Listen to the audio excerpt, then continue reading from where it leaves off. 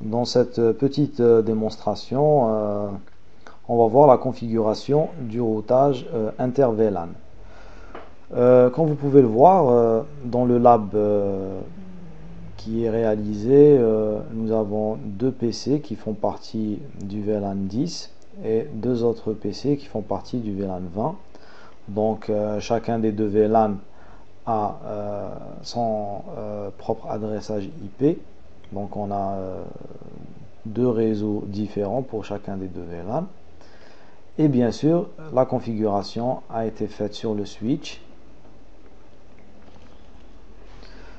Comme on va le voir par la commande show VLAN, qui va nous montrer qu'on a le VLAN 10 qui comporte les deux interfaces Fast Ethernet 0.1 et 0.2 pour le VLAN 10 et donc les interfaces Fast Ethernet 0.3 et 0.4 pour le VLAN 20. Donc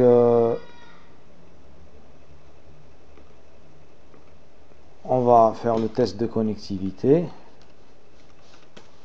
Donc ici l'adresse IP c'est 192.168.10.2.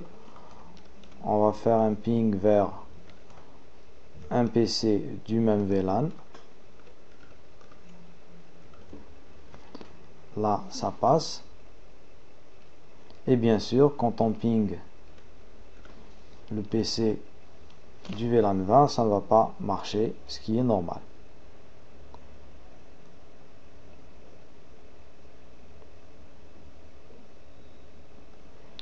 Donc on va disposer un routeur, on va le relier au switch sur l'interface Fast Ethernet 0.5 qui a déjà été préalablement configuré comme étant un port trunk. Donc pour rappel, le port trunk transporte les trames de tous les VLAN. Donc on va configurer le routeur. On va rentrer dans le mode de configuration de l'interface Fast Ethernet 0.0 et là on va l'activer par la commande no shutdown. Donc résultat direct, on a l'interface qui va s'activer sur notre schéma. Donc on a besoin de créer deux sous-interfaces, une sous-interface pour chaque VLAN. Cette sous-interface va servir de default gateway, donc de passerelle par défaut pour les hosts de chacun des deux VLAN. On va commencer par la première sous-interface, donc interface Fast Ethernet 0.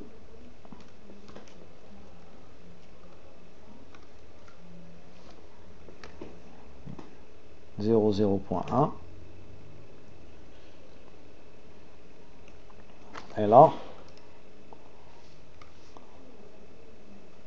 la commande de l'encapsulation, donc encapsulation .1q suivi du numéro du VLAN, donc dans notre cas VLAN 10, et enfin l'attribution d'une adresse IP. IP adresse,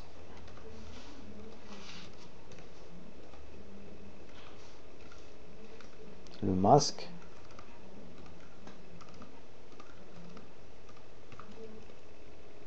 et voilà, deuxième sous-interface.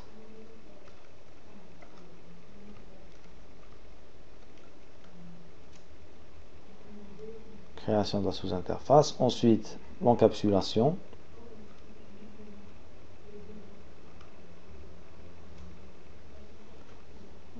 le numéro du VLAN, et enfin attribution de l'adresse IP.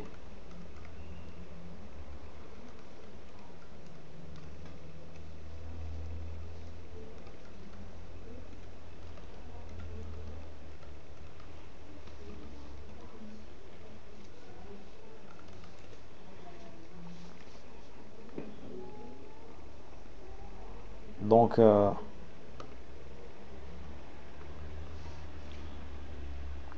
On va d'abord pinguer la default gateway. Donc ça marche. Donc le PC arrive à pinguer sa passerelle par défaut. On va essayer de pinguer un PC de l'autre VLAN.